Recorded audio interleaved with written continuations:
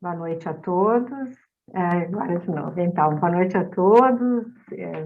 Me chamo Josênia, eu sou analista aqui da SPPA e faço parte da comissão da DIA, que é a Diretoria da Infância e da Adolescência, da SPPA, e junto com a colega Adriana Pires, né, temos a satisfação de abrir a atividade de hoje, da DIA, né, intitulada Pensando na subjetivação de crianças e adolescentes em tempos de tela. Temos duas convidadas especiais, né?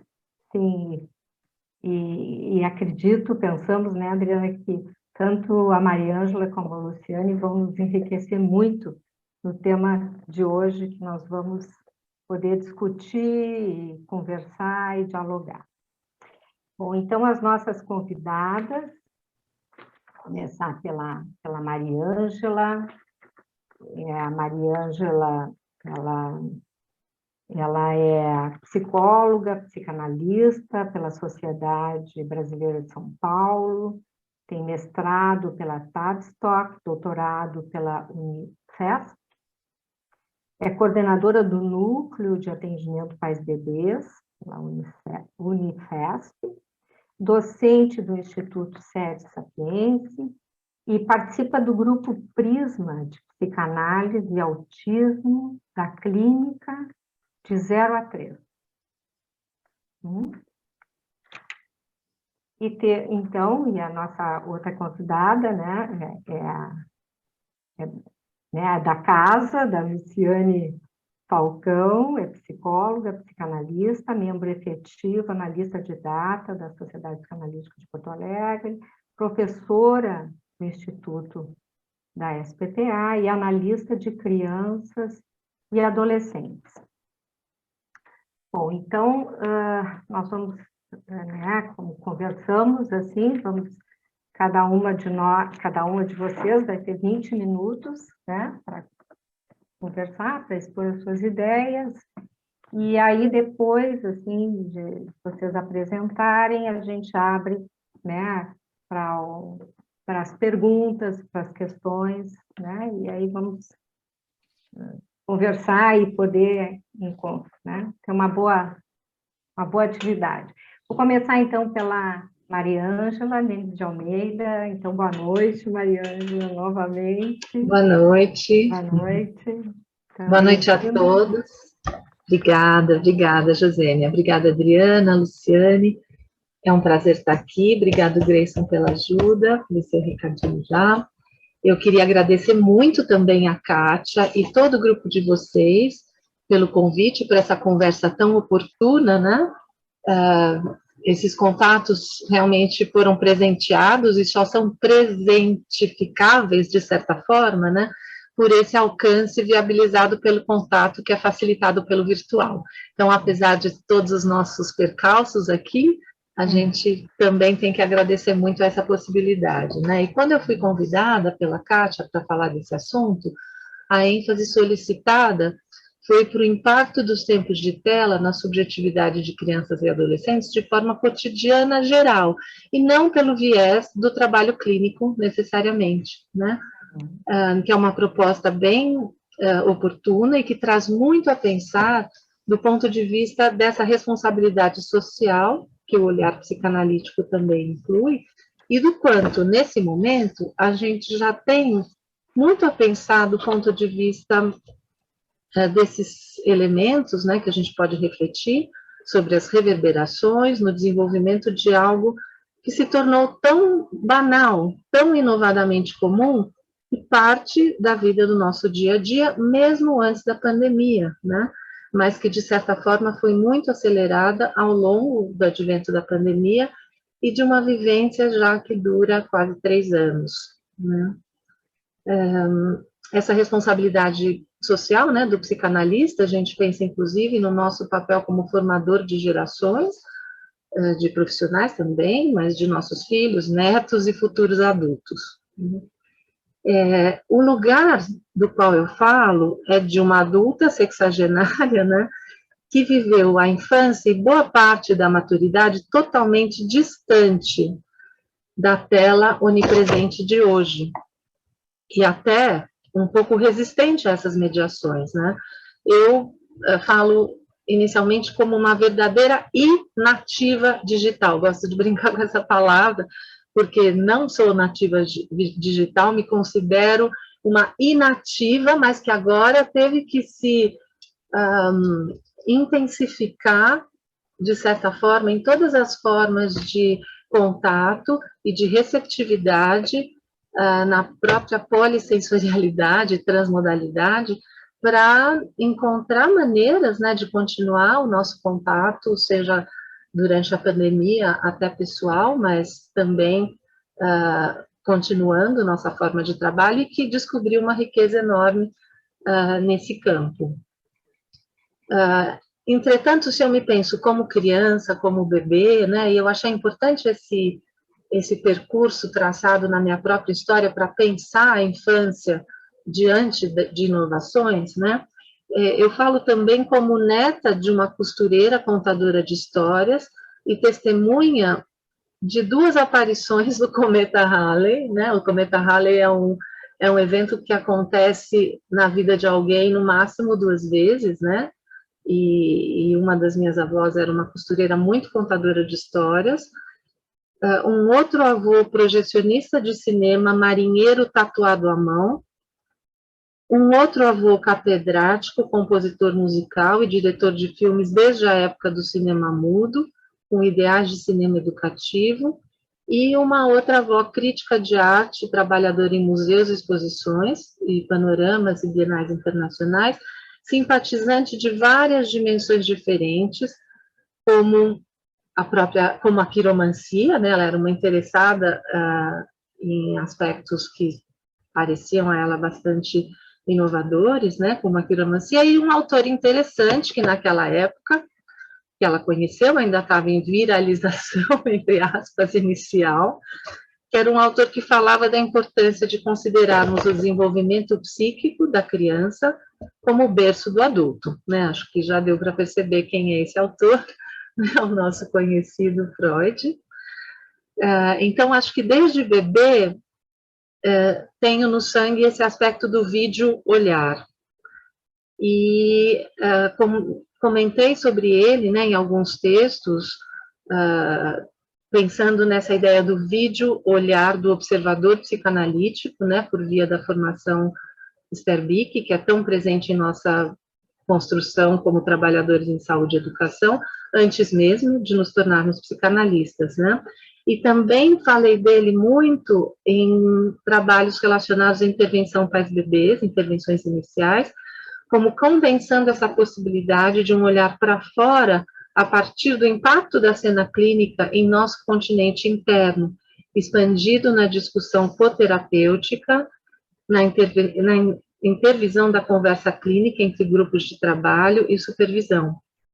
E agora eu falo dele e começo a fala a partir desse percurso, justamente para pensar como a gente reflete qualquer situação muito nova a partir do impacto na gente mesmo, né, no impacto em nós, acho que é uma forma muito particular e específica da psicanálise para refletir sobre os fenômenos que ocorrem e que nos cercam, né, no contato com essas nossas crianças em desenvolvimento, né, pelo mundo, repercutindo em nós, do que nos mobiliza a pensar sobre vários sentidos, né, e suas nuances de integração e não integração.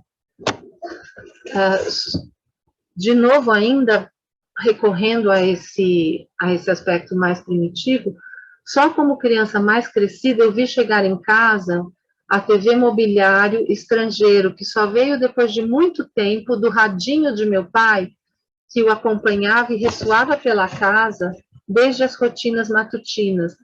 Como pré-adolescente, assisti e só depois eu percebi que alucinava cores nas gradações de cinza, a primeira transmissão a cores para a TV brasileira, que ainda ficou por um tempo, até se viabilizar tecnicamente. E que na época, né, muitas de vocês devem ter acompanhado essa fase, a primeira transmissão, realmente fiquei colada na tela e eu achei que via cores, porque eram gradações de cinzas diferentes, e eu achava, nossa, as cores estão sendo pela primeira vez transmitidas. E durante muito tempo eu vi depois que as TVs continuavam cobertas de celofane, que davam a ideia de TV colorida, que ainda não tinha chegado de verdade, até isso ser viabilizado tecnicamente, né? Mas eu lembro isso de uma maneira, assim, muito polissensorial mesmo, porque tinha um misto de inovação e um misto de uma descoberta que tinha que passar ainda por um social que não era compartilhado totalmente, né? Antes disso, eu relembro os tempos lúdicos, extremamente prazerosos, de reunir o grupo de crianças da vila, isso antes dos 5 anos, bem no início dos anos 60, em torno de um enorme gravador de rolo, trazido pelo avô professor e viajante, em que a gente ficava gravando e rindo a partir de muitos dos diversos timbres das nossas vozes quando nos ouvíamos. E aí também eu me recordo desse evento como a marca de uma singularidade que pode também se expressar e se conecta em grupo com uma intermediação diferente. Esse avô também me conecta com a imagem das pessoas que, no advento do cinema mudo, fugiam da sala à visão do trem que se aproximava do público pela tela, tomando o concreto da imagem imensa como um risco real e novidade assustadora. O atrativo do novo, ao mesmo tempo, enormemente atropelador e englobador. Com o tempo, né, a gente se regulou diante dessa tela, não nos sentimos atropelados por qualquer trem, nem só utilizamos o trem concreto para inundar o espectador com as mais intensas emoções de várias qualidades, com as fantasias mais distantes e mais próximas pelo universal que nos convoca como humanos. Eu estou falando aqui da tela, a partir do advento, né, do cinema, e esse cinema se espalhou como sétima arte e nos encharca de emoções. A tela, quando representante de nossa dimensão psíquica, envolvendo continência aos aspectos emocionais em sua complexidade e ambivalência, não só nos traz o mundo em estado bruto, mas nos convida à elaboração e compartilhamento, alternativas para terrores inomináveis, ações em descargas e projeções de violência não processada. Bom, a essa altura eu peço licença um pouco aos mineiros, né, para continuar usando a imagem evocada em mim por essa lembrança do cinema silencioso, né, os trens em aproximação assustadora. Eu vou continuar usando essa imagem de trem, porque eu acho que a gente vive agora um tempo de exaustão com os enormes trens que, de certa forma, nos impactaram, inicialmente em atropelo, um vírus que nos unificou em terror, mas, ao mesmo tempo, um trem que nos resgatou a todos para que, de certa forma, nos mantivéssemos em contato durante estados de perplexidade e desespero e busca de possível continuidade. E a gente vê como as telas atuais nos abriram portais de contato com todos os espaços do planeta e além dele, e, ao mesmo tempo, podem nos confinar em uma telinha de poucos centímetros e nos fazer transbordar de ansiedade e exaustão a partir da demanda de supostas necessidades, leis grupais e autoimposições. A gente vê muito isso até a partir de relatos, né, ou experiência vivida com adolescentes, né, adolescentes, pré-adolescentes, trocando praças e oportunidades de convívio lúdico, né, com grupos fechados, né, em WhatsApp ou em jogos conjuntos, né. Então, esse aspecto, né, da tirania da tela é algo que também nos convoca a pensar, mas, ao mesmo tempo, né, como a minha própria vivência me trouxe, e também como a gente, como psicanalista, olha, a gente vê vários aspectos de um mesmo fenômeno, Então, não nos fechamos em situações de críticas unificadas, né, da negatividade da tela, nem da idealização de uma tela em que a gente se sente conectado com todos os aspectos de uma maneira totalmente livre, né, mas eu acho que é importante a gente ter essas várias visões, né, possíveis.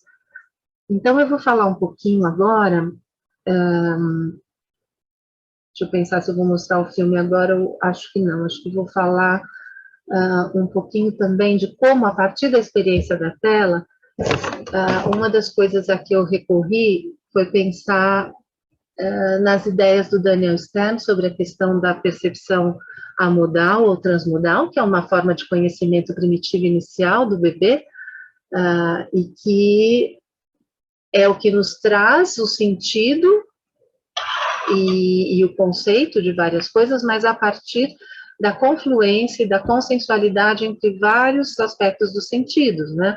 Os 5 sentidos originais, o olhar, a audição, o olfato, o paladar e o tato, mas também acrescentando-se a sensação de espaço, de tempo e o ritmo. Então, nós, como trabalhadores de tela, eu acho que a gente tem tanto o trabalho da tela quanto o olhar psicanalítico, olhando ao redor e pensando como essa tela e essa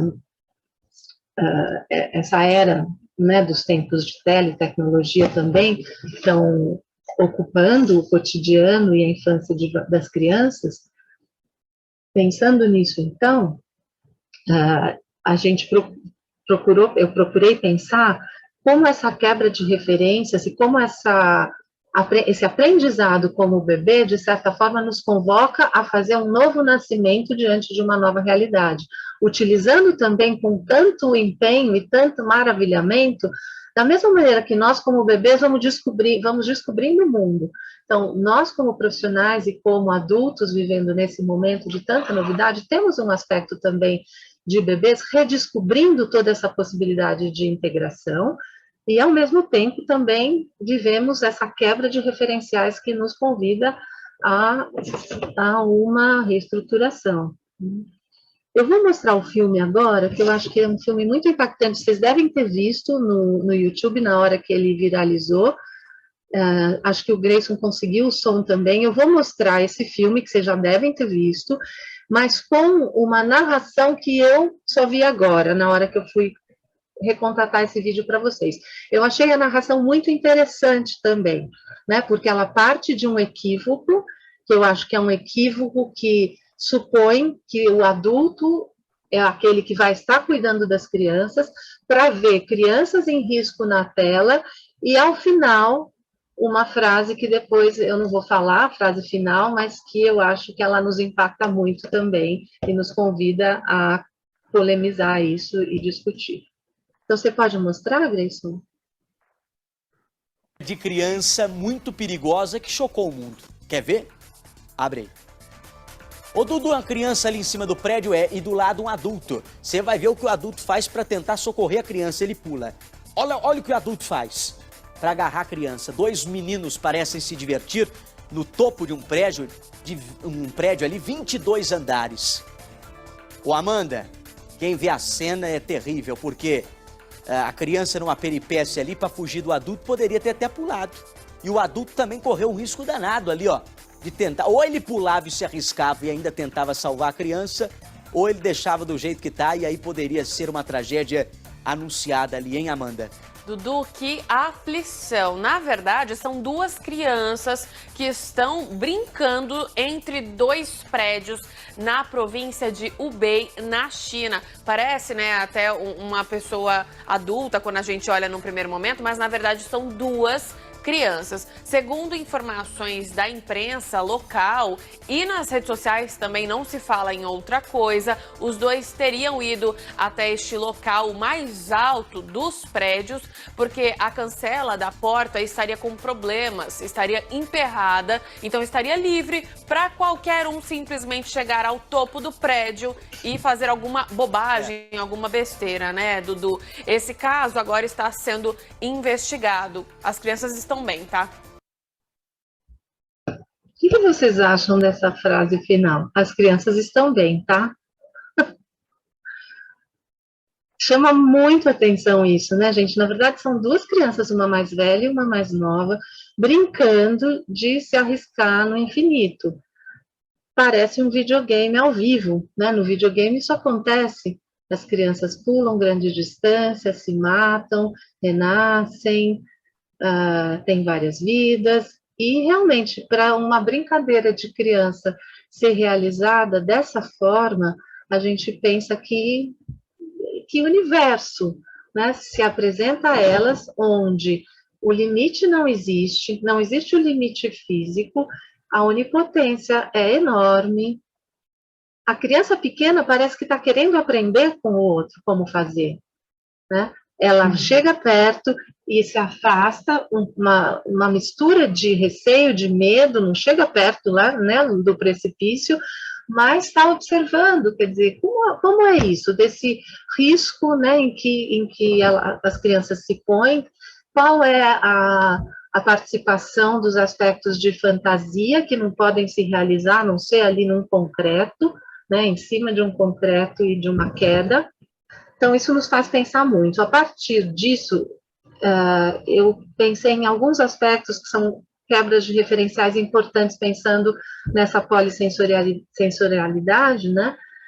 Pensando na noção de espaço, o que a gente vê com...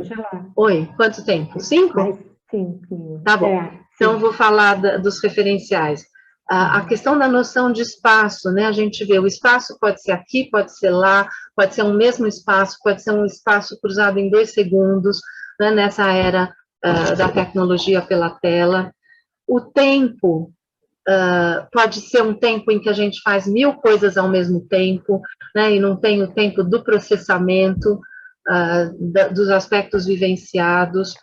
O drible, a questão da frustração, né? Quer dizer, a gente acredita que pode tudo, se tem uma frustração, isso acontece entre pais e crianças também, o medo, né, da frustração e uma ilusão, nesses tempos em que os pais viveram muito conjuntamente com as crianças, sem precisar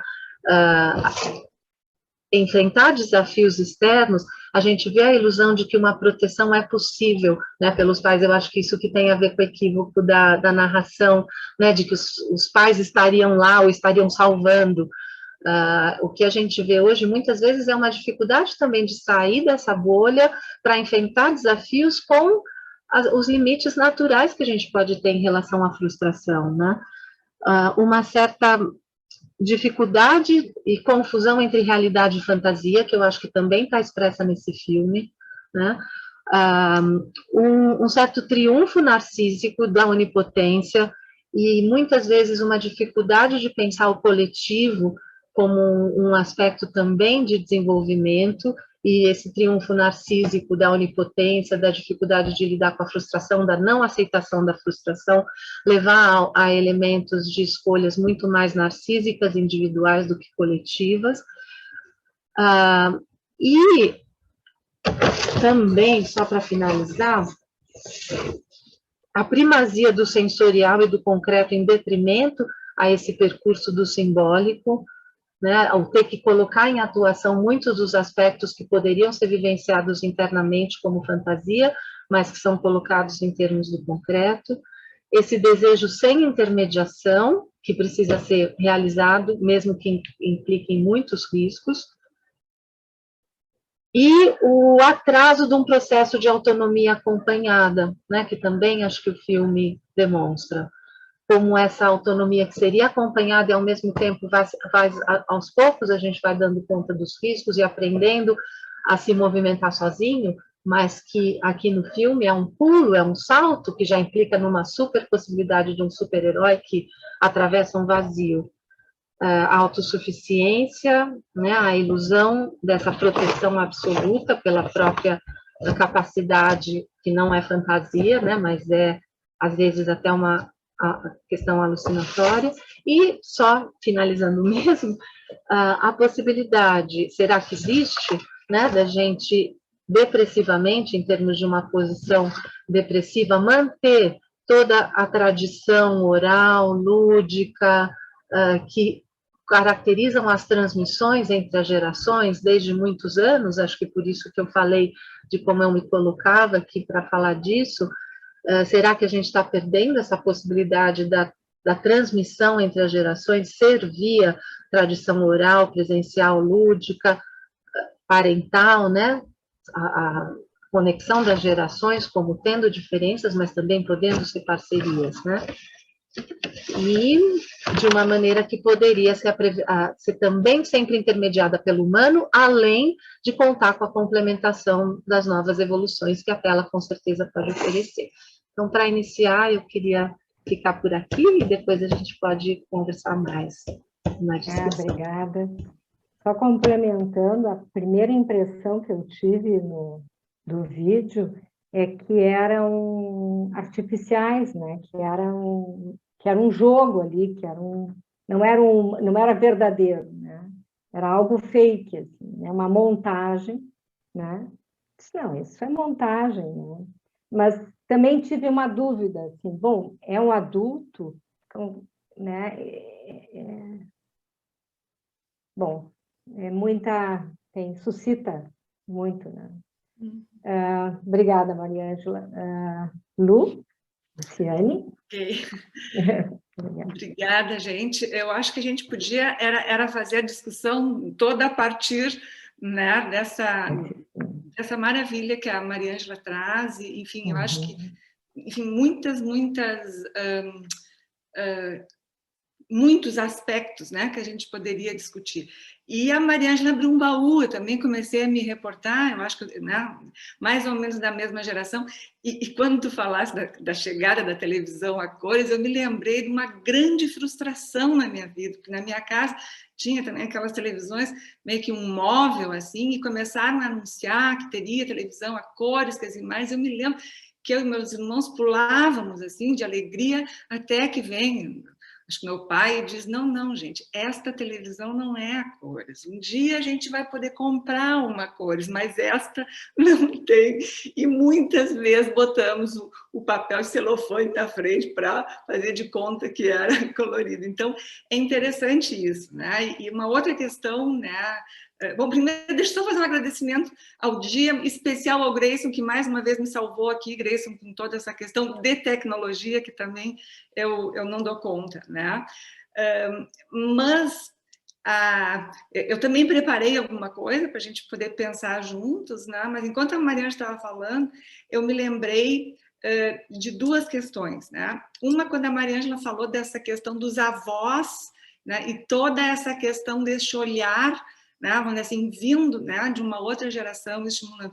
E eu pensei, nossa, eu estou numa situação que eu tenho um irmão que é diretor de fotografia no cinema e uma filha que faz direção de arte também no cinema. Então, eu pensei assim, que coisa, né? Tem umas intersecções também, né, que por alguma razão acaba se cruzando no psíquico da gente e que a gente se torna psicanalista, né, com essa questão do olhar. Maria já lembrou, nós já tínhamos nos encontrado em outras épocas também, em função da observação de bebês e dos bebês, que eu acho que a gente também estudou bastante, e enfim, né?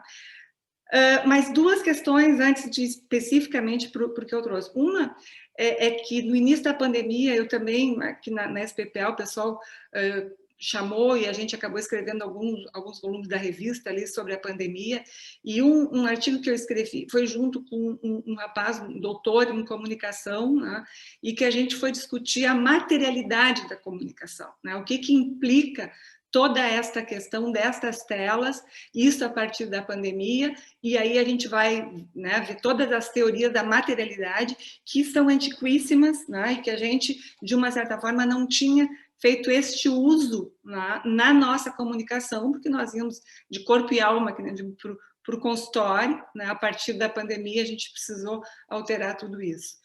E uma outra cena que eu acho que também me fez pensar mais, foi que eu acho que naquele verão antes da pandemia, eu estava na beira da praia, assim, observando assim, como a gente fica, e sei lá, 3, 4 metros na minha frente, tinha uma família, né, e tinha um bebê, que era um bebê de colo, de fralda, não tinha condições de caminhar ainda, né, toda a família dando risada, toda a família se divertindo, e a criança já um iPadzinho assim, e que ela fazia aquele gestozinho, né, passando assim as imagens, e eu me lembro até hoje, porque para mim foi um pouco chocante, né, porque a interação da criança não era com os olhos dos pais, não era com o humano que estava ali, né? Estava muito mais para essa cena que a Maria Ângela mostrou ali, de uma cena de um pulando, né? Onde tu não tem o que é tridimensional, onde tu não tem o interno, né? Entre o interno e o externo não há diferença.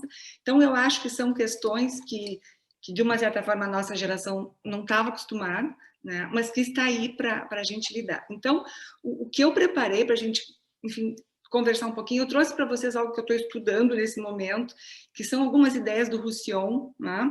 E que tem absolutamente tudo a ver com esses aspectos que a Maria Ângela trouxe, que é a questão desse tocado e colado, vamos dizer, por onde se inicia. Tá? Eu vou tentar ser bem rápida, até pelo tempo, talvez eu passe muito, vou pular alguns slides, inclusive. Tá? Grayson, por favor. A ideia, vamos dizer assim, que o Roussillon traz uma coisa que é fundamental para a gente pensar a questão da subjetivação. Quando o pessoal do dia me convidou para pensar a questão das telas, eu imediatamente pensei, tá, mas o que se passa num psíquico desses bebês, e aí me lembrei dessa experiência que eu falei, a partir deste visual, né, que não oferece, né, a questão do interno. Então, o Roussillon monta, vamos dizer assim, um modelo da formação do aparelho psíquico a partir, né, do que ele vem chamar a epigênese relacional. O que é a epigênese relacional? Todos nós sabemos o que é isso.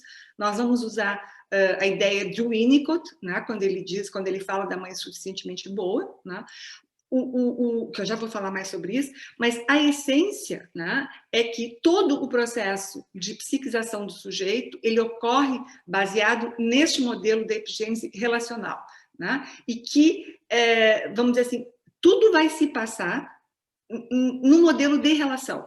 Tu não vai ter um sujeito que vai se desenvolver sozinho. Bom, isso todos nós sabemos, Freud também já falava disso. Deixa, por favor, o próximo.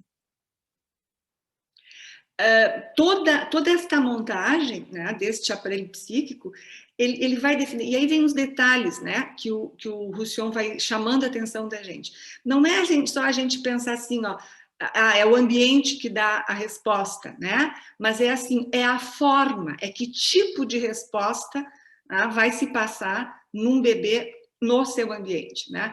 Então, o início desse processo, ele ocorre numa relação cujas vivências vão ser transmitidas no corpo a corpo, da mãe com o bebê. E este corpo a corpo já é intraútero, né? Quer dizer assim, é antes dele chegar nesse outro ambiente. Grayson? Eu fiquei sem o controle aqui enfim, essas ideias vêm, como eu já falei, né, do que o Roussillon vai tomar, é do Winnicott, e aí a gente vai vendo essas nuances, né? O Winnicott fala que o que importa não é uma boa mãe, né, mas sim uma mãe suficientemente boa. Né? E o que seria isso? Basicamente, que oferece investimento e, sobretudo, características relacionais qualitativa, quer dizer, essa epigênese relacional, a qualidade da formação do aparelho psíquico vai depender de como é que esse processo vai se dar. O Roussillon vai pegar este basiquinho, vamos dizer assim, e é o que ele vai desenvolver, que eu imagino que a maioria conheça, que é a noção do meio maleável. Tá? Que eu não, pode passar, que eu não vou entrar aqui em detalhe, eu só vou trazer o que é, né, o meio maleável, é a linguagem do modo da presença do objeto. Vocês podem ver, cada palavra aqui tem uma representação, se a gente quiser, metapsicológica, né? É a linguagem do modo da presença do objeto. O Roussillon descreve 11 características dessa função simbolizante, né? E que eu peguei 4 só para a gente dar uma olhadinha, né? Então, por exemplo, a presença do objeto, né? Como é que este objeto se apresenta para o bebê? Né? Como é que é a constância e a previsibilidade?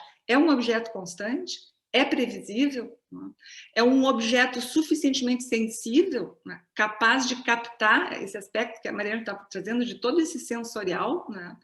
É um objeto transformacional, ele pega inclusive o modelo do objeto transformacional do Bolas. Então, existe uma série de características, né, do objeto que vão ir montando, né, vamos dizer assim, essa formação do aparelho psíquico.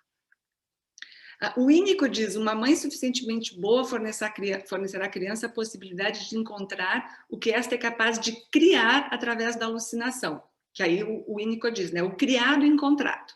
Então, o bebê guarda no seu interior um traço deste modo de satisfação. Algo tem um imprinting ali, né, daquilo que ele experimentou. E ele vai, a partir daí, atrás disso. Ele deseja reencontrar aquela experiência de satisfação, né?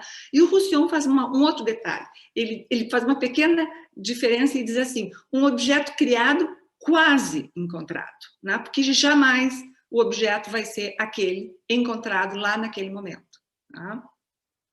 E aí, uma questão, vamos dizer assim, que a gente precisaria estar com ela presente quando se pensa a questão da estruturação do aparelho psíquico, né? Que é assim, ó, não é simplesmente na interação, em uma ação sobre o outro, mas em uma interrogação de um sujeito em relação a outro sujeito, que algo essencial se cumpre. Tá? Então, qual o problema que surge aí, né? O do encontro com o outro. Então, o Roussillon tem chamado a atenção que ele está muito mais preocupado da forma como se dá o encontro do que a questão de separação e vazios. Tá? Por quê? Porque este encontro com o outro, com o bebê, o outro sujeito, a partir dali vem o outro sujeito em germe, né? Que só se tornará sujeito se esse primeiro encontro apresentar determinadas características. Né? Então, a questão é como os sujeitos se encontram. Questão básica, né? Muito fácil da gente se fazer. Agora, como é que nós vamos encontrar isso, né? na estruturação e na questão da gente como terapeuta, né? A questão que deveria vir antes de indagarmos como eles se separam.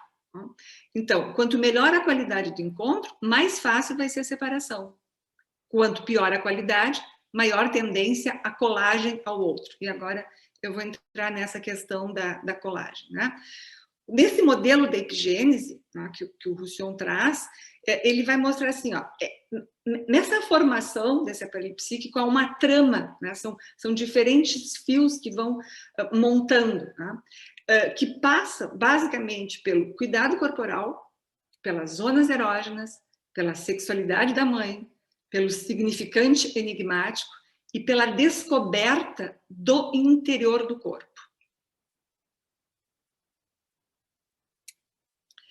E a partir disso, o Roussillon vai propor, ele vai dizer assim, ó, existem 3 modelos de operações, a gente pode pensar em termos de desenvolvimento, né? A primeira, a segunda e a terceira, né? Elas vão acontecer, né, nesta ordem, mais ou menos, para a gente entender didaticamente, e algumas vão se dar no decorrer, principalmente do primeiro ano. Então, a primeira operação é que ele vai chamar o tocar-colar. Eu já vou falar um pouquinho sobre cada uma. Eu queria primeiro que vocês tivessem uma ideia geral. A segunda é o descolar e o visual. E a terceira operação é o envelope narrativo. Quer dizer, nós precisamos dessas 3 operações para botar o nosso aparelho psíquico em marcha. Tá? A primeira operação, o tocar-colar, o sujeito tem uma primeira inscrição colada. Tá? Por exemplo, quando ele está no útero, né? Ele está tocado e colado. Ele está tocado, ele cola, tem o corpo dele colado à placenta, a placenta colado nele. Então, é um tocado colado. E ali ele tem essa vivência do tudo. Já vou falar. A segunda, o descolar e o visual. Né? Então, com o visual, a partir da capacidade deste visual, o binocular, aquele que o Bion falava, né? Ele vai poder ter condição de ter uma distância. Então, uma cena passa a ser completa né? Passa a ter condições de ser completa a partir do descolar. E o terceiro envelope é o narrativo, a gente pode pegar lá o pente do Freud, né, e ver que o último aspecto que ele coloca lá, representação palavra, que é o que vai então permitir o envelope narrativo. Tá? Próxima, Cris. Então, a primeira operação, o colar, né? O bebê é sensível a uma dimensão relacional desde o início. Isso está mais do que provado já. Todos os estudos atuais mostram, né, essa dimensão relacional já no útero, né? Estabelecendo uma relação com a mãe em que os fenômenos relacionais, e isso aqui é bem importante, passam por uma epigênese interacional biológica. Então, o cordão umbilical para sistemas de transmissões majoritariamente biológicas. Então, essas primeiras impressões, elas se dão a partir desse aspecto, né? Desse biológico. Né? Elas ainda não são verdadeiras impressões do ponto de vista que a gente vai entender depois, mas elas são como se fossem os esboços disso. Né? Por exemplo, o feto já pode apreciar mais ou menos determinada música, determinado tipo, né, de vivência que já vai participando dessa montagem, tá? Que é o sistema tocado-colado. Então, esse é o que o Roussillon vai falar, e ele já vem falando isso há bastante tempo, né? É o modelo do tudo. Né? Uma consequência extraordinária disso que a gente viu ali é o fato de que, em útero, o bebê experiencia uma satisfação conforme o modelo do tudo. Pode ser o próximo, já, isso. Então, certas características biológicas é que vão garantir este modelo, né? Que é uma resposta imediata do corpo materno a uma necessidade. O feto não precisa fazer nada, né? Pois as suas necessidades são satisfeitas sozinhas. Então, o que marca a primeira experiência do bebê é este sistema do tudo, ou uma lógica do tudo. Então, o que é essa lógica do tudo? É tudo por si só, tudo junto, tudo imediatamente, tudo no centro e, é claro, tudo até o fim. É assim que ele está ali no útero. O que o Roussillon vai desenvolver depois, eu não vou entrar, mas eu só vou fazer o gancho aqui, é que os sujeitos, os pacientes com quadros narcísico-identitários graves, eles seguem este padrão, né? Eles vivem basicamente neste modelo do tudo. Tá? Pode ser o próximo, por favor.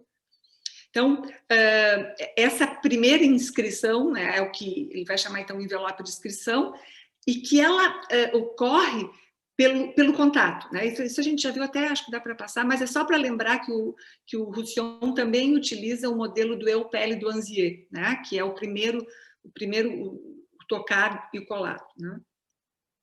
Estou tentando ir bem rápido para poder ver se consigo passar. Grayson, próximo. Isso aqui vamos pular, porque não vai...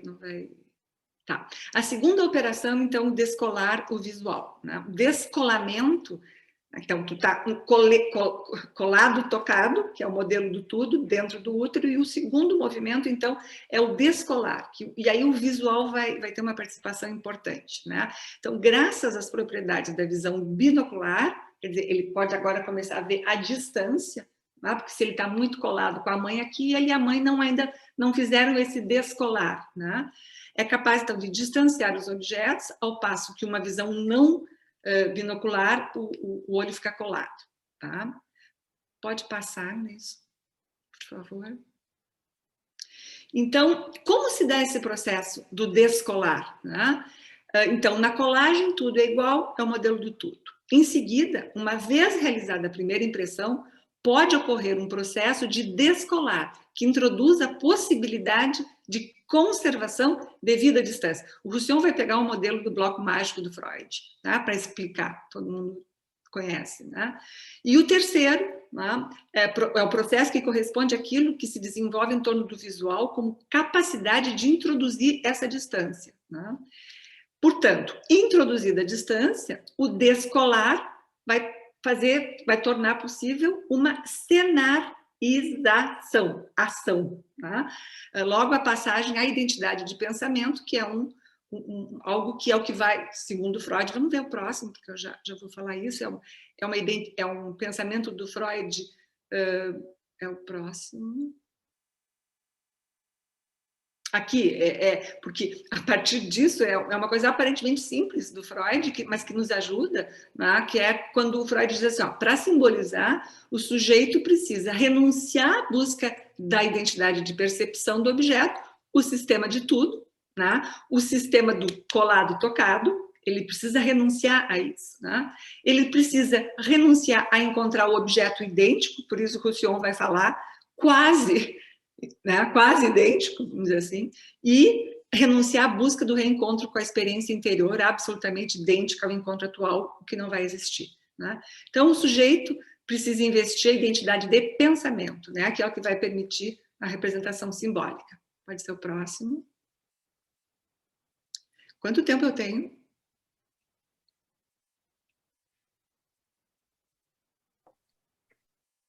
Mais uns 3, 4 minutinhos, tá ok. Temos. Tá. Pode ser?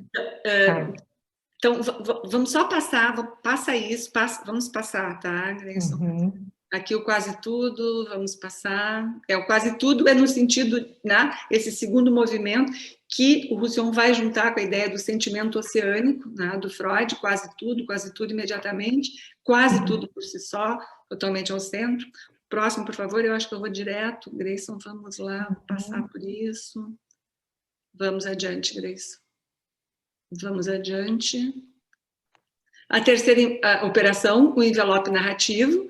Aqui é que vai se dar, né, a partir desse distanciamento, nesse momento é que entra a noção da temporalidade, né, e da espacialidade, que a Maria Ângela também falou. Próximo, por favor. Só lembrando, né, que o Freud fala em 3 tipos de linguagem, isso também é bem importante, a do afeto, a do sonho, a da linguagem, o aparelho de linguagem, eu não vou entrar nisso, vamos passar. Vamos direto, que se eu só tenho, vamos passar, Grace, vamos lá para o final. Uma pena. Eu sabia que eu tinha feito, não ia dar, mas enfim. Vamos.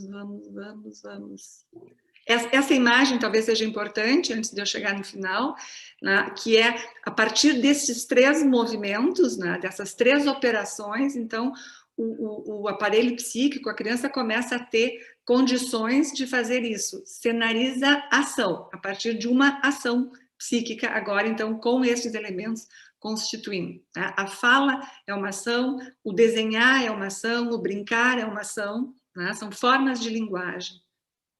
Próximo. Agora, vamos adiante, Grace, vamos direto lá para o desenho final. Aí, aqui é o seguinte, o Roussillon está propondo, né, nós vamos lançar no início do ano que vem uma coletânea de conferências do Roussillon, que vai ser publicado pela primeira vez em português, antes mesmo do francês, né, que são as todas, uma grande parte das conferências que ele fez durante a pandemia. Tá? Um modelo que ele já vinha pensando, que ele já vinha apresentando e que agora está mais constituído. Ele vai propor uma pequena alteração neste desenho que todo mundo conhece, que é o desenho que o Freud propôs no Eu e no Id, e que depois ele também, o próprio Freud, modifica lá nas conferências, né, nas novas conferências. Então, vocês vão ver algo que é essencial. Aquilo que para o Freud estava nesse nível lá em cima do perceptivo consciente, o Roussillon vai fazer um movimento que quando a gente para e pensa e diz assim, óbvio, né? Então, isso que é do perceptivo e que vai se tornar consciente, né? Ele inicia aqui embaixo, no soma. Maria Ângela ainda falou dos sentidos, né? Quer dizer assim, vai iniciar neste aspecto que o Sa é o id, né? Então, que é este início do id. Né? Então, nós temos o perceptivo não só ligado lá na consciência. Claro que a consciência é o que vai nomear isso, mas a origem do perceptivo, ela é corporal, né? E ela é ingrediente basal, né? Vamos dizer assim, do id. Por isso que aqui ficou aberto, né? E o id nascendo no soma, está bem evidente. Tá? Vamos passar para o próximo, por favor, porque aí eu vou botar os detalhes. Então, o que o Roussillon está mostrando? Né? Vocês estão vendo aqui embaixo, onde eu trouxe as flechas vermelhas, tá? E que o Roussillon escreveu em vermelho, né? Tocado, colado, significante formal, e o traço que está ali entre o id e o inconsciente. Tem um traço vermelho ali. Então, a primeira flecha, que alcança a barra vermelha, corresponde à primeira operação, a colagem. Tá? Um pouco mais afastado, aqui mais para fora está escrito tocado, colado, significante formal. Então, sobre a forma da sensação, forma, movimento. Né? É a sensação do deslizar, é a sensação do cair, é a sensação do perfurar. Né? A segunda flecha, que alcança... Bom, vamos passar para o próximo agora, que ele segue o mesmo desenho, tá? É só... próximo, por favor, Grace. Aqui, ó, a gente agora sobe um pouquinho. O moi é o eu, tá? Refoulé é o recalcado. Esse é o desenho do Freud. Né? O Roussillon só está mostrando como estes aspectos daquelas 3 operações que ele falou, como isso entra para a gente compreender a montagem do aparelho psíquico. Né? Então, a segunda flecha, a segunda flecha vem nesse lugar aqui, ó, nessa linha azul, né? Que alcança a barra azul, que seria o equivalente ao descolado. Tá? Ele introduz aqui, vocês podem ver, ó, visual descolado, reflexividade. A reflexividade, gente, a gente pode pegar toda a questão das teorias do espelho, para tentar entender melhor isso, mas ela é essencial para o discernimento entre eu e o outro, e para o discernimento que vai permitir o desenvolvimento do aparelho psíquico. Uma daquelas, da frase da pessoa lá no filme que a Maria Ângela mostrou, as crianças estão bem, né? Vendo aquilo, e não tem como a gente não pensar as falhas do discernimento. Né? E aí a reflexividade entra como um elemento organizador e que só vai acontecer a partir disso. Tá? Então, aqui, nesse momento, a gente tem um sujeito, um objeto, e eu sou o sujeito ou o objeto. Vamos ficar por aqui, depois a gente pode seguir na discussão. Desculpa se eu me passei um pouco no tempo.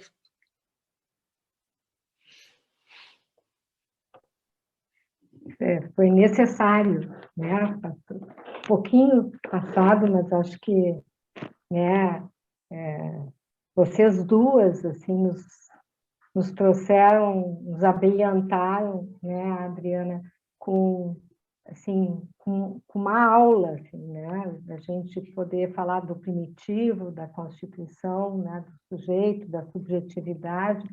E, bom, eu estou encantada, assim, né, com a articulação, e tem muitas questões, assim, né, que suscitaram, mas vamos abrir, então, para perguntas. Podemos combinar, assim, de ver 2 perguntas, e aí, né, de 2 em 2, e aí vocês respondem, pode ser assim? Tá bem. Tá bom. Então, a Adri ajuda, né? A Adri também, para ver se temos... Vamos ver, Grayson. Não temos inscritos ainda, então eu gostaria de convidar todos que estão nos assistindo, que quem quiser fazer seu comentário, participar de alguma forma, clique na barra embaixo no computador, no levantar a mão, que a gente recebe aqui, e aí a gente vai chamando por ordem de inscrição. Temos uma pessoa inscrita. Posso chamar? Claro. Nazur Vasconcelos.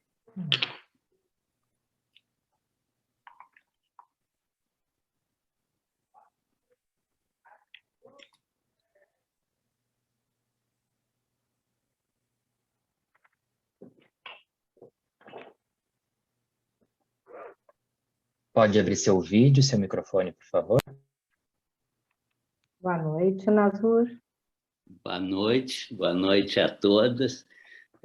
Bom, eu inicio realmente cumprimentando e agradecendo essa maravilhosa atividade, né? E vou começar, enfim, o exemplo da Maria Ângela, né? Que realmente é bastante impactante. Eu não conhecia a Maria Ângela. Pena que eu não estou conseguindo te ver na minha tela. Agora sim. Agora sim. Então, eu te agradeço, porque realmente eu não tinha visto. E fiquei pensando no efeito desse menino, né, pulando de um lado. Inicialmente eu pensei que era adulto, mas depois eu vi que ele ficou brincando, né? e toda a narrativa. E como disse a Luciane, realmente tu iniciaste abrindo um baú e nos remete a toda uma imaginação sobre o que se passou ali. Eu fiquei pensando, né? Onde é que houve uma falha? O que esses meninos estariam buscando, né? E fiz uma hipótese, assim, fui imaginando, bom, em mim, o que me despertou? Uma ansiedade de queda, né? Uma taquicardia, uma sensação de que esses meninos possivelmente não estavam exatamente vivendo isso. Foi o que eu imaginei, né?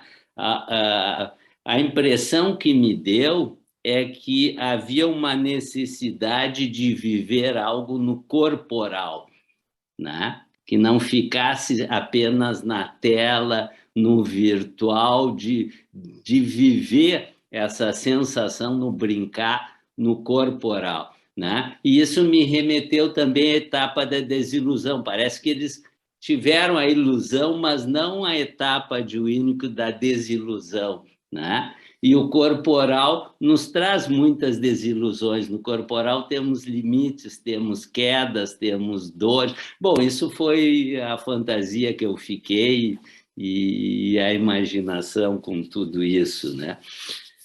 Bom, Luciane, maravilhosa a tua aula, super clara, muito interessante, acho que muita coisa para discutir. Queria te ouvir também um pouco mais sobre isso que tu apresentou, né? E fiquei pensando o envelope narrativo, né? Bom, no envelope narrativo, certamente deve estar presente algo do sonoro, né? Do envelope sonoro também, né? Que vem junto com as palavras, vem a música para que as palavras possam ser escutadas. Mas, enfim, para ouvir um pouco mais vocês duas e agradecer pela maravilhosa apresentação. Obrigado. Posso comentar um pouquinho de onde o Nasur vem? Olha, o filme eu achei super interessante, porque, claro que a nossa sensação inicial pode ser de que, como a Josiane falou, é como se fosse um videogame, né? É como se essa cena a gente está cansado de ver em vários videogames, né?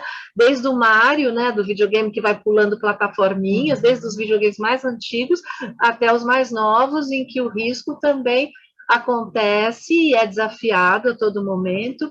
Então, eu achei interessante por onde você se aproximou, porque você fala justamente de uma outra visão da necessidade de fazer no corpo aquilo que muitas vezes pode estar sendo vivido num psíquico em turbulência, ou na dificuldade de uma simbolização, né, como a Luciane estava falando, todos esses percursos, né, pelo canal aí da simbolização.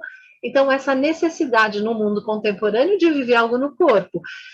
A questão que eu acho que é desafiadora e problemática é que talvez a gente corra o risco de algumas banalizações.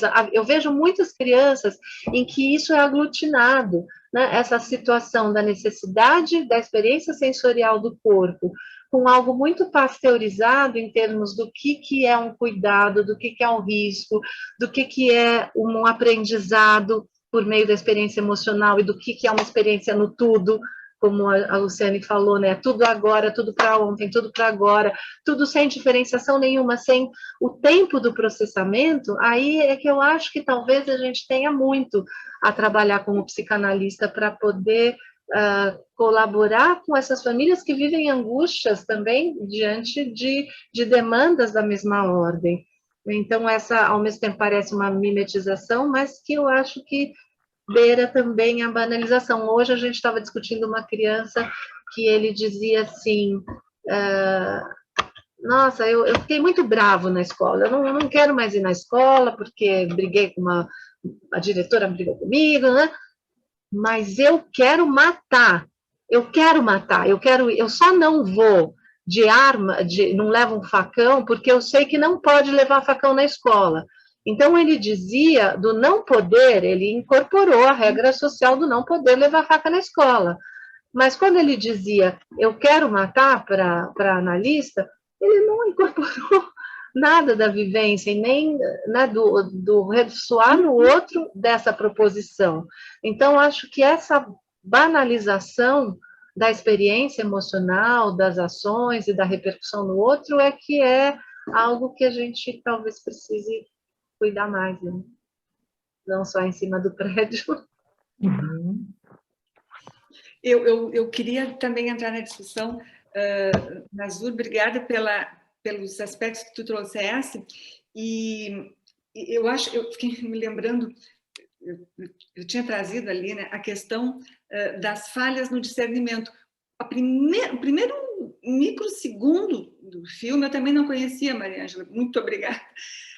Eu imaginei que era uma coisa de videogame, mas foi assim, foi sabe, tipo, opa, até que aí começa o cara lá a falar e, bom, peraí só um pouquinho, não é. Né? E olha só, e de novo, né? A minha primeira sensação ainda, eu acho que numa tentativa de negar que aquilo poderia ser real, era que era um adulto que estava pulando para salvar a criança. Quer dizer, tudo isso, né, naqueles segundos. Então, o que é isso? Quer dizer, diante daquela, vamos dizer, de risco de morte, né? Porque aquilo ali, sem o mínimo discernimento. Sem o mínimo discernimento. Então, eu fiquei pensando, bom, as crianças estão ali brincando do mesmo jeito que elas fazem, né? Quando elas estão na frente da tela, tu pode pular, tu pode fazer isso, E aí entra a questão que eu tinha trazido quando a gente foi escrever aquele artigo, que eu fui estudar o que era a materialidade da comunicação, né? Quer dizer assim, o que essa questão da materialidade vai se impregnando, né? E o quão ela vai interferir naquilo que é o perceptivo lá fora se eu não tivesse essa materialidade.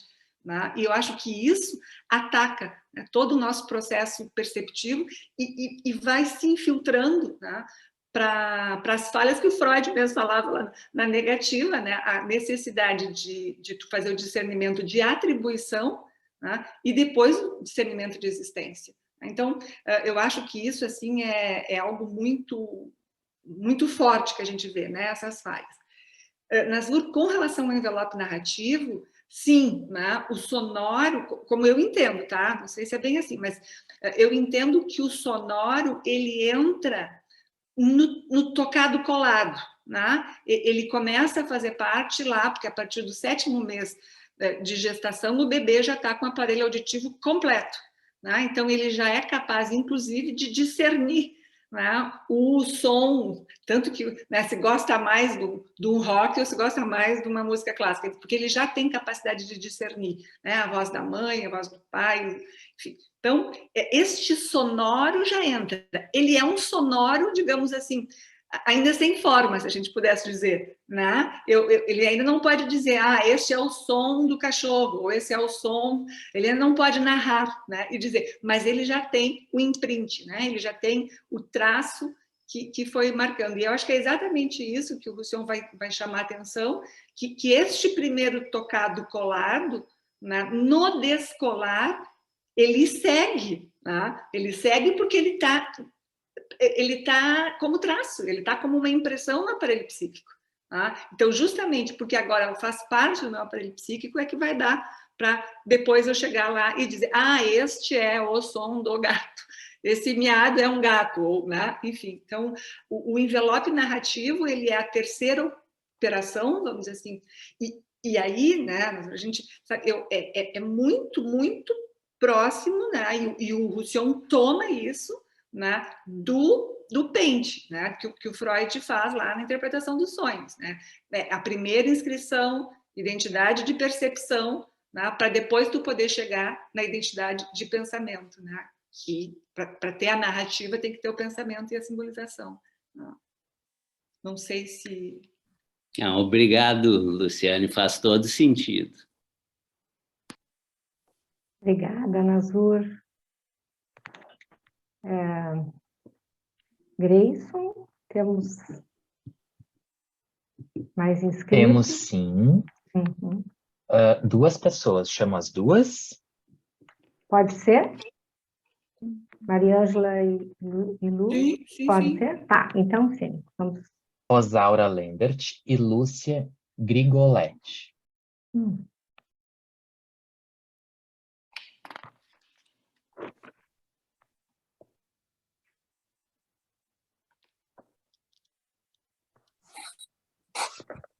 Olá, boa noite. Boa noite. Uma atividade muito bacana. Gostei muito do comentário, do exemplo da Maria Ângela e a aula maravilhosa da Luciane. E resolvi participar, lembrando de uma situação clínica que eu tive, curtinha, mas que me lembrou muito, o que a Luciane falou da materialização, me lembrou também do pulo dos meninos lá no prédio. Eu atendi um menino que eu não conheço ele presencial na pandemia, com 4 anos, e a situação era o seguinte, ele estava muito agitado, os pais me procuraram, enfim, e eu sugeri os pais colocarem ele no quartinho dele, criar um espaço só dele, levar o laptop, e o que aconteceu, assim, o guri pulava na cama, e eu não conseguia conectar com o guri. E ele começou a lutar e pegava a espada dele, enfim, atirava, e agora eu vou te dar um golpe mortal. Quando ele fez isso, eu fiz assim, ai, doeu! E aí ele foi na tela e disse, mas tu existe?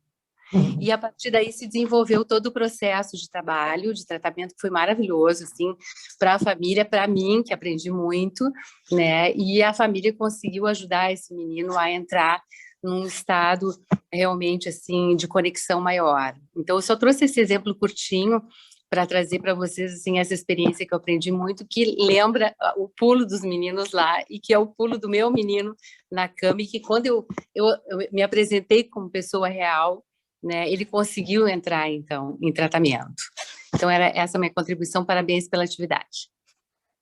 Posso pegar um gancho antes da outra pessoa, porque acho que é Claro. tão bacana isso, né, Rosa? Porque a primeira coisa que me ocorre é assim, tu existe, mas tu existisse a partir do movimento corporal de um sentimento, né? Quer dizer assim, tu sentisse a dor, né?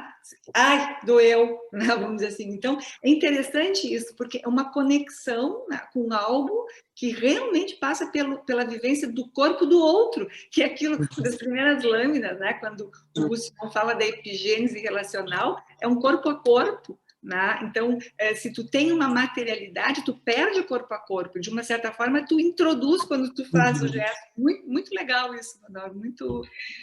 E o Roussillon é maravilhoso para explicar, né? Desculpa, Mariângela. Não, completa.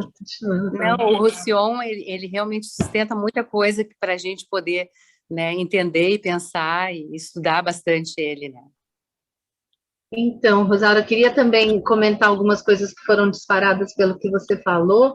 Também lembrei, ligando também com o que a Luciane colocou na exposição dela, uma menininha também que me carregava, né, no laptop, no celular. Essa questão da espacialidade, né, durante a pandemia foi muito interessante, da gente caminhar por espaços mais diluídos para espaços mais íntimos também, né, como a gente vivenciou isso com as crianças, criando espaços dentro da própria casa, mais diferenciados numa casa totalmente misturada, home office de pais, que é outra herança aí, né, da pandemia, porque outro dia eu recebi, por exemplo, uma família em que o pai veio fazer home office na sessão quase.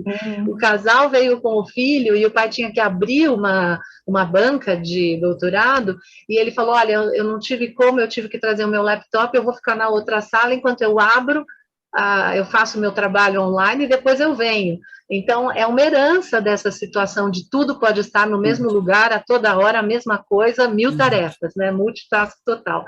E aí me lembrou essa menininha que me levava no laptop ou no celular, até para armários em que ela se fechava e eu estava lá com ela, falava, eu vou te levar para lá, vou te levar para cá. Agora, quando ela queria fazer alguma coisa e que não dava para ela fazer, e ela se frustrava, ela virava e falava assim, mas você não pode me ajudar, você está no computador, né? Então, ao mesmo tempo, nessa necessidade do imediato, aí caía a ficha de que eu não podia ajudá-la lá, podia ajudar de outra forma, mas o que ela queria era a resolução no tudo, né? Como a Luciane falou. E só uma última coisa, um menininho hoje também viu esse relógio aqui, que é um relógio tipo antigo, né? É um relógio antigo, normal, não é digital. Aí ele falou, mas como é que você consegue ver as horas nesse relógio antigo? E é difícil mesmo para as crianças, né? O digital tá ali, né? Eu pensei no ver as horas, né, do relógio antigo. Como é que tu consegue ver o inconsciente dele, né? O que está dentro dele, né? No antigo primitivo, né? Então também pensei nesse outro olhar, né? O olhar do não dito, né? Do não visto, né? Bonito isso no relógio. Foi um tempo primitivo. Tá bem? Então, Grayson. A Lúcia Grigoletti não aceitou o convite para ver na tela, então eu acredito que ela tenha clicado no levantar a mão sem querer, e não temos mais inscritos no momento. Temos inscritos de novo, a Lúcia Grigoletti de novo. Então, por favor, vai aparecer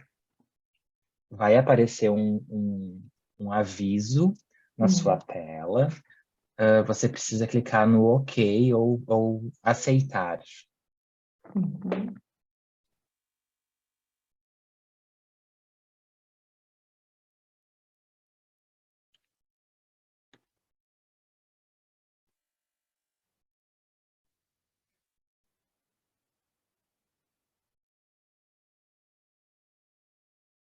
Eu acho que não tivemos sucesso. A tecnologia, né? Posso aproveitar, então, fazer um comentário? Sim. Primeiro, eu queria agradecer vocês. As duas falas foram muito estimulantes, né? E eu aprendi muito, assim, né? E eu fiquei pensando também em várias coisas e fiquei pensando na questão do surgimento da TV, enfim, e que se tinha uma TV na casa, né? E todo mundo se reunia, né, para assistir TV juntos. E eu acho que hoje o que a gente vê muito é a solidão nas telas, né? Cada um fica na sua tela, né? E pensando, né, na cena do prédio, em que a gente fica pensando, acho que todo mundo pensou, mas onde é que estão os adultos, né? Não tem nenhum adulto aí para fazer essa intermediação, né? E Luciane falou da questão, né, da função reflexiva, né? E acho que a função reflexiva dos pais, né, de poder, da mãe, se identificar, né, com o bebê e poder traduzir o quanto isso é importante para a simbolização, né? E o que a gente vê hoje em dia são, assim, os pais se queixando dos filhos que ficam muito nas telas e os filhos se queixando que os pais também estão nas telas, né? Então, eu fiquei pensando nessas questões e queria ouvir vocês um pouquinho. Obrigada, Ana. Lúcia? Oi, boa noite. Boa noite.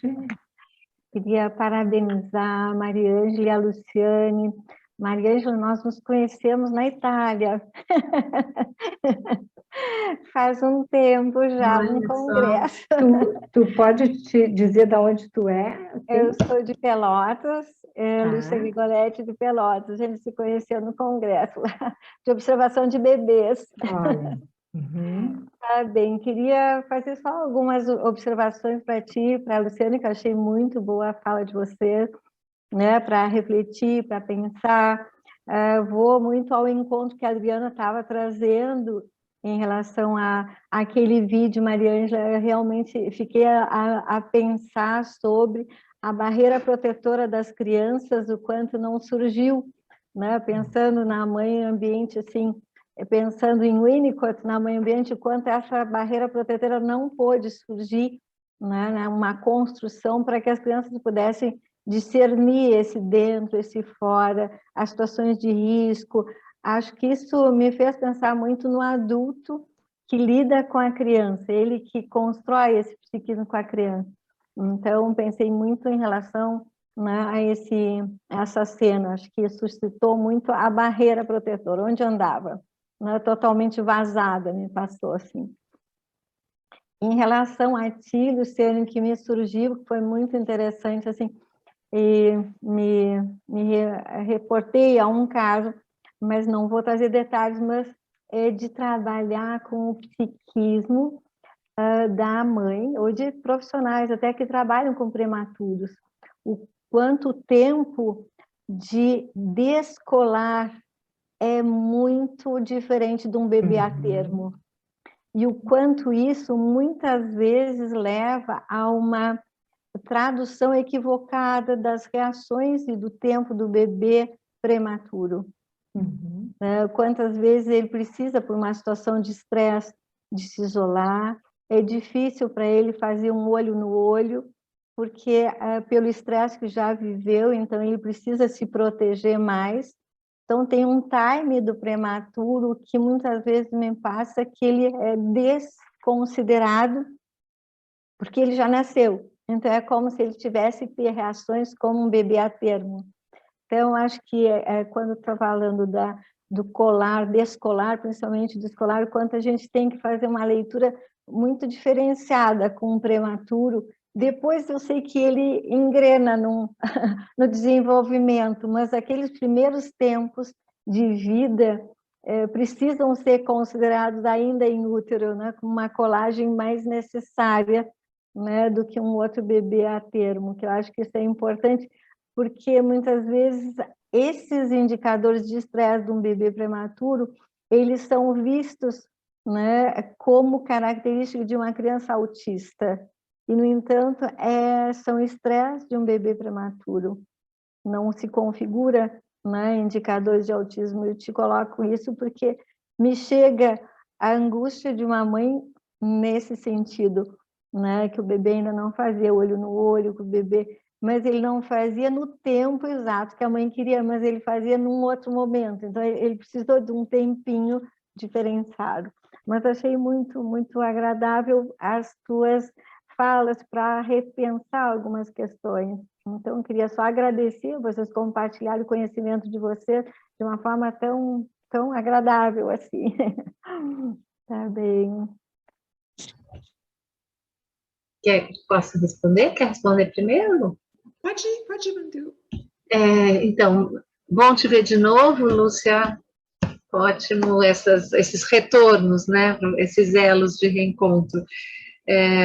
Então, onde está o adulto, né? O adulto mais próximo ali está filmando, né? Então, de certa forma, a gente é testemunha dessas coisas, e aí que eu acho que há uma convocação para a gente para poder fazer algo para que isso não venha a se também viralizar muito, né? Mas eu acho que tem também um aspecto que tem a ver com essa outra tua pergunta sua também, Lúcia, que é o quanto a gente vê chegar aos consultórios crianças muito pequenas, prematuramente crescidas, não são bebês prematuros, mas são crianças pequenas que estão sendo estimuladas a crescerem muito rápido, a desenvolver a sensorialidade e a corporeidade no sentido motor, no sentido das aquisições motoras, no sentido das conquistas, pular etapas, né? Eu acho que o pulo no prédio é também metafórico em relação a isso, né? São pulos motores levados pela aptidão física muscular, a muscularidade dos bebês, quer dizer, bebês muito vigorosos que mostram capacidade de evolução são facilmente encaminhados para um crescimento nessa área ou do cognitivo, ou do motor, ou da conquista, deixando de lado esse processamento mais do acompanhamento emocional e do poder ser criança por mais tempo, né? Poder ter essa dependência ainda sem ser estimulado por um crescimento rápido. Então, acho que isso faz muito sentido mesmo, né? Lúcia, Adriana, obrigada. Eu quero agradecer muitíssimo a Lúcia, porque tu estás abrindo uma oportunidade para eu falar de algo que para mim também tem muita importância. Eu trabalhei 10 anos em UTI neonatal, né? E quando eu cheguei na UTI, no hospital aqui em Porto Alegre, era da época, né, em que dentro da UTI estava a mesa das enfermeiras com os telefones onde elas faziam o lanche e todas as incubadoras ali ao lado, quase que como objetos, né, quase não existia alguém ali dentro, né? Então, era uma imagem chocante, assim. Quando eu entrei, eu utilizei o método de observação da Esther Bick e fiquei, né, alguns meses, literalmente, através do método, para, né, relatava, depois ia discutir com colegas para poder absorver, vamos dizer assim, toda aquela questão, e depois, enfim, eu fiz uma proposta de trabalho para o grupo. E no início foi muito difícil, né, porque as enfermeiras diziam que eu era da KGB, né, tal era o grau de paranoia, né? Então, quer dizer assim, era algo muito difícil, foi muito difícil. Mas eu passei a trabalhar muito com os residentes, né? E passei a fazer grupos com os pais. Né? Foi difícil, mas a gente acabou conseguindo. Naquela época, os pais tinham direito a visitar os bebês. Então, eles podiam vir meia hora de manhã e meia hora à tarde para visitar os seus filhos. Assim, quando a gente para e pensa, assim, é um absurdo. Né? Então, isso a gente conseguiu fazer. Os pais passaram a ter acesso 24 horas, claro que se tivesse algum procedimento, alguma coisa, não, mas abrimos para irmãos, para avós, e tudo. Enfim, a questão, né, dos indicadores de estresse, na época eu fui a Boston para conhecer a Heidi Lys-Alls, eu não sei se tu conhece, que é alguém que pegou a escala do Brazelton, né? O Brazelton tinha feito a escala para avaliar desenvolvimento, e a Heidi Lys-Alls, na esteira do Brazelton, no mesmo hospital, ela faz essa escala, né, para se avaliar as questões dos bebês prematuros. E tu tem toda a razão, né, em comentar que assim, quando eles estão ali, eles estão ainda sem estes aspectos do desenvolvimento corpóreo, né, porque entre o que é o soma e o que é o corpo precisa se formar, né? E o corpo se forma enquanto investimento, enquanto receber investimento, senão ele é uma massa, né? É um soma somente, né? Então, os bebês, eles têm uma fragilidade naquele momento porque há um excesso de estímulos. Né? Então, os órgãos do sentido, assim, o olhar, o som, o cheiro, tudo isso não está ainda, vamos dizer assim, apto para fazer a integração desses sentidos a nível cerebral. Então, o que a gente fazia? A gente começou a propor diminuir a luz, diminuir as mãos que tocavam os bebês, quanto mais a mesma enfermeira pudesse, enfim, uma série de questões atentos a essa sensorialidade, né? Porque esta sensorialidade é isso que a gente estava vendo ali do Roussillon, que é o que vai permitir, né, uma primeira organização. E o outro aspecto que eu queria pegar o gancho que a Maria Ângela traz, da questão da superexcitação, né, nas crianças, este é um outro grande problema, né? Acho que é um grande problema. Os bebês já nascem com 500 móveis em cima, né, com 500 cores, com 500 estímulos, tá? E eles não têm necessidade disso nesse início. Né? Então, esse descompasso entre aquilo que um bebê precisa, né, para se desenvolver e aquilo que é oferecido por este externo que exige um hiperdesenvolvimento numa rapidez, né, é algo que realmente é extremamente problemático, assim. Só estou me lembrando, agora teve em Kassel, na Alemanha, a Documenta. A Documenta é uma exposição de arte que acontece de 5 em 5 anos, né? E teve lá, num dos pavilhões, vocês não vão acreditar o que existia, eu fiquei chocada. Vocês conhecem a Emily Pickle, né? Todo aquele desenvolvimento da pedagoga que desenvolveu toda uma tecnologia. Então, uma artista gaúcha, ela montou na Documenta, montou em Kassel uma creche com todos os móveis, com toda a proposta da Emily Pickler. Eu fiquei assim tocada quando eu entrei e vi isso. E ali não tem um móvel, não tem nada. Tudo foi pensado pela Emily Pickler para que a criança tenha o desenvolvimento normal. Tá? Então, muitas vezes elas ficam ali, elas mesmas vão se mexer, porque onde elas se mexerem está tudo, vamos dizer assim, adequado para aquele momento. Não tem um móvel, não tem nada de estímulo colorido, porque nesse começo não precisa. Né? Então, são aspectos que eu acho que, de uma certa forma, pelo menos às vezes eu tenho um pouco de esperança, né? Quando eu vi isso, algo da humanidade ali, quem sabe pode se tocar um pouco mais sobre isso, né? Obrigada, Lúcia. Eu também queria fazer um gancho, assim como uma associação, mas antes de ver com o Grayson, se temos mais algum colega inscrito. Temos sim o Nazur novamente. Tá. Pedir para o Nazur ser breve, nós estamos com um tempo bem curtinho. Estamos quase terminando. Nazur? Oi. Oi. Eu vou pedir que tu seja muito sucinto. Brevíssimo. Porque nós temos brevíssimo. Assim, brevíssimo. lamentável, Foi só o comentário da Adriana que para mim fez muito sentido, porque sobre a questão dos pais, dos adultos, esses meninos deram um jeito de entrar para a tela dos adultos. Né? De serem vistos pelos adultos, né? De certa forma eles buscaram esses serviços pelos adultos no noticiário. Era só isso e mais uma vez obrigado pela ótima atividade. Obrigada, Nazur.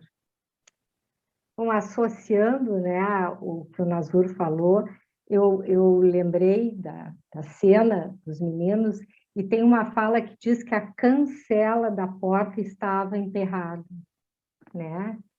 E associando, então, né, a imagem do trem, que também, naquele momento, me suscitou, né, como se viesse um acidente, né, e a falta, né, o excesso da falta, né, permeando aqueles meninos, né, que de alguma forma vão mostrar isso através desse malabarismo, né, assim, pedindo o limite, né, assim, pedindo ajuda, pedindo.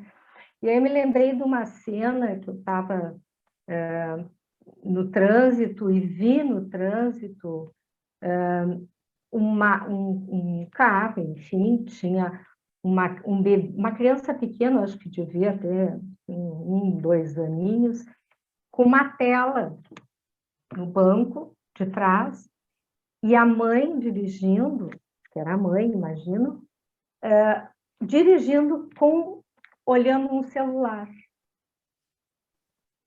né? E aí eu me lembrei da função do espelho, né? A tela, voltando à questão da tela, né?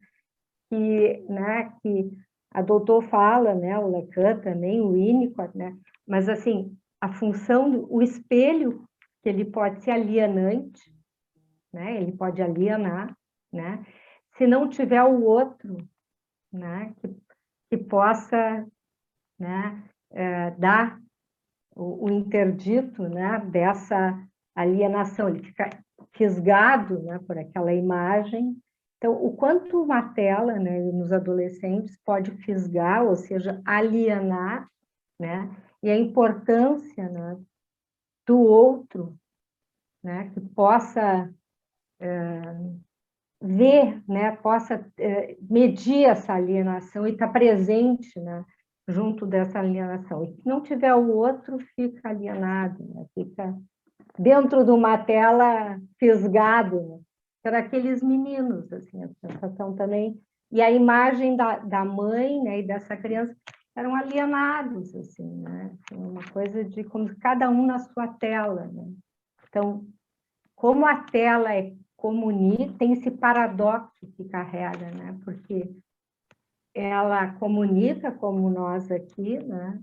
E ao mesmo tempo, se a gente não pode pensar né? E perceber e se relacionar com o outro, nós corremos o risco de ficar colados, alienados, né? Então, achei assim, Muito bom, eu queria agradecer muito como vocês enriqueceram o estímulo inicial desse filme, que tinha me mobilizado muito, e como é muito mais interessante fazer isso junto mesmo, como a Adriana falou, né, várias pessoas, e não cada um com a sua telinha, e como a gente, como psicanalista, percebe isso de maneira muito intensa, e acho que pode contribuir para que isso também possa ser a vivência de muitas famílias, né? Bom, então, estamos encerrando, estamos no horário. Eu também, deixa eu só também agradecer muitíssimo, né? Porque para mim também, acho que essas trocas, isso que a Maria Ângela falou, é uma satisfação, né? Coloca a gente a pensar, coloca a gente a trabalhar, e agradecer muito ao Dia pela oportunidade de estar aqui, rever alguns colegas e poder seguir pensando, né? Muito obrigada.